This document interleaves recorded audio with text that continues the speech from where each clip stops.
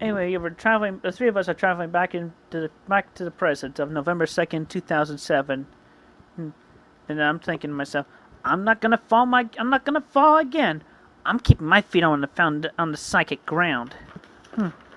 Little did I know that God had planned a twist of fate that would force me into a long, emotional, forced, stressful hiatus.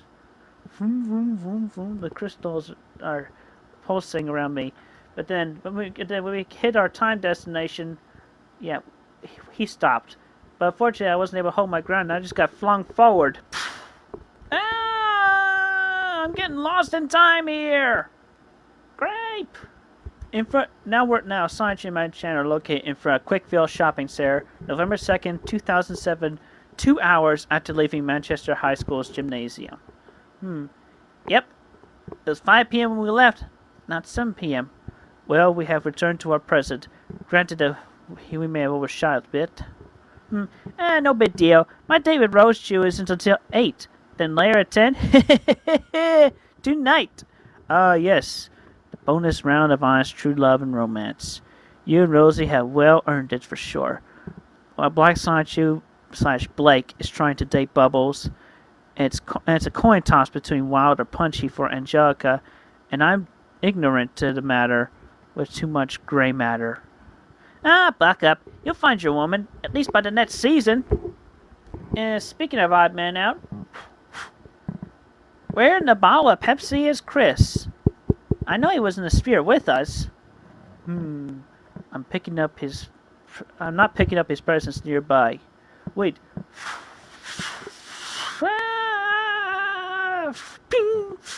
We lost him.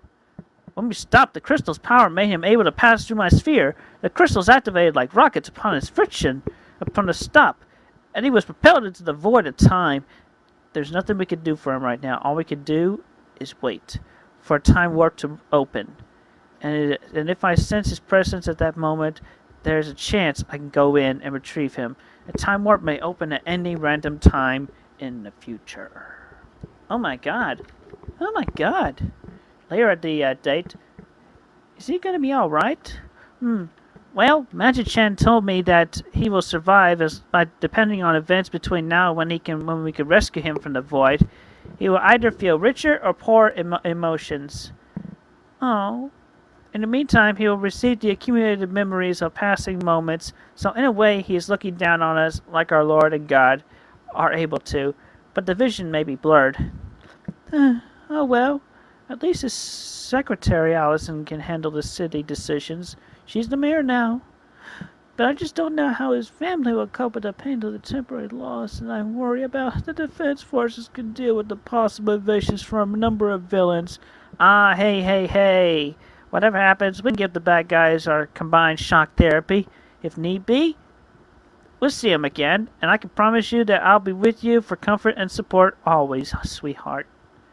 Oh, thank you. You truly are my sweet boat. Hold me. Aww. Yeah. Hey, let's go back to our place and do our thing. Oh, I love you, Rose, and your seductive ways. You are the woman. We gotta stop by Malwart on the way for a raincoat. The weather's just right. Oh, yeah. Meanwhile, at the private villa of corrupted citizens high school district. Dun dun dun dun dun dun dun dun dun dun dun dun dun dun dun dun.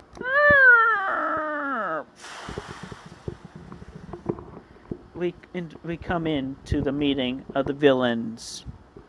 At one end of this council table is Scott Palazzo, manager of the Fish Square Shomal region. He banned all virgins from his region. This world is so corrupt. From his side to the other, on his left, is the CAD chef, the B manager, the married senior comic, Brown Not So Nate Cirque, Baggett Jerkop Ditenzin, and Jertnanda Jerkeef. And to his right, we have the Turda Jerk, manager of Guitar, and his accomplice, Trevor Capman. Then there's Walter Grisby, and Eggman, and Giovanni sitting across from Redknapp. And then we got two new villains, Jason and his slave, Kathleen, his accomplice. And in the middle of it all, we have the head of the WM jerk sitting on a plate. How kind of ironic. And of course, at the head, under the big portrait, is Slawil Ryam and her wand and accomplice, Count Graduine. My fellow villain brethren, the time has risen for our divine retribution against Christian Weston Chandler. Yes, says Count Graduine. The autistic version has fallen into another dimension. We can seize the moment after its sense of plotting and take down all that which he has protected. Yay, says the villains. But we, the heroes, say, boo, boo.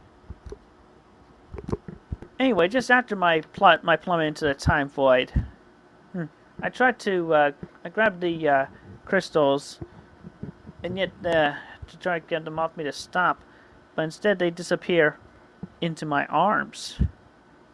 Well, and now I'm just stuck I'm just at this point stuck motionless in the time void.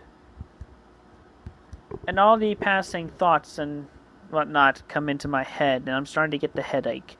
I can't believe this. In space, no one can hear you scream. In time, you are heard to infinity. What the? Random new memories popping in my head. What? An email from Meg-chan? Dumping me, but why? 4centgarbagemagazine.com? Mocking me, slender as filth? A drawing of me and Meg-chan intimate? And I drew that? She dumped me over that? Dang, that hurts. Wait, Joshua Martinez? I hadn't seen him in years. Vanessa Hudgens and me? Well, she's kind of cute. She and I had never met personally, only chatted over the web. She dumped me in favor of Joshua? I said this and that. Joshua deceived me? That damn liar? So we with all those villains tear around Quickville. My hedgehogs fight the countless enemies. Number short over swift lightning? Oh, good, we won. Still, curse your garbage, 4-cent garbage. The season is not over yet. Stay tuned for more stories. Dun dun dun. And Allison Amber is now the mayor of Quickville, and nobody else.